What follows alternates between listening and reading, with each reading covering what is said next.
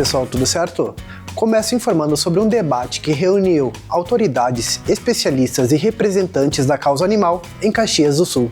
A Frente Parlamentar em Defesa dos Animais realizou na manhã de sábado, 8 de agosto, uma reunião pública na Câmara de Vereadores. O encontro teve como tema Conexão e Crueldade, o combate à violência contra os animais em ambientes digitais. O debate abordou o aumento da exposição de casos de violência e maus tratos contra animais nas redes sociais e em outras plataformas digitais. Durante a reunião, foram discutidas situações em que imagens e vídeos de crueldade acabam sendo utilizados para gerar audiência, engajamento e até lucro. Participaram representantes dos poderes legislativo e executivo, da Brigada Militar, da Guarda Municipal, da OAB, além de ONGs e protetores independentes. O encontro reforçou a necessidade de ações conjuntas para combater os maus tratos também no ambiente digital, onde conteúdos de violência podem alcançar milhares de pessoas em pouco tempo. E ainda sobre a causa animal, o número de denúncias de maus tratos triplicou e mais de 350 foram resgatados no primeiro semestre deste ano.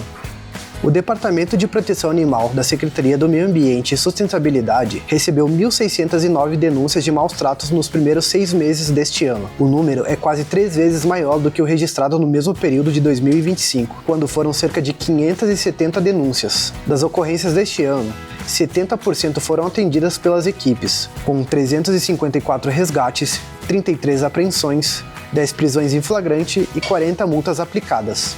No mesmo período, 172 animais foram adotados e 392 seguem à espera de uma família no canil municipal.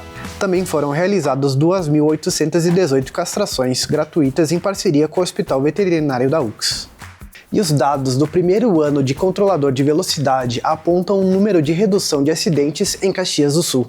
Um ano após o início da operação dos controladores de velocidade, registrou uma redução de 37% nos acidentes de trânsito. Entre agosto de 2024 e 2025 foram registrados 3.871 acidentes. Já nos 12 meses seguintes, o número caiu para 2.428 ocorrências, uma redução de 1.443 acidentes. Os 24 equipamentos em operação registraram a passagem de mais de 82 milhões de veículos no período. Desse total, apenas 0,20% resultou em multa. Segundo a Secretaria de Trânsito, os controladores têm como principal objetivo estimular velocidades mais seguras e contribuir para a prevenção de acidentes.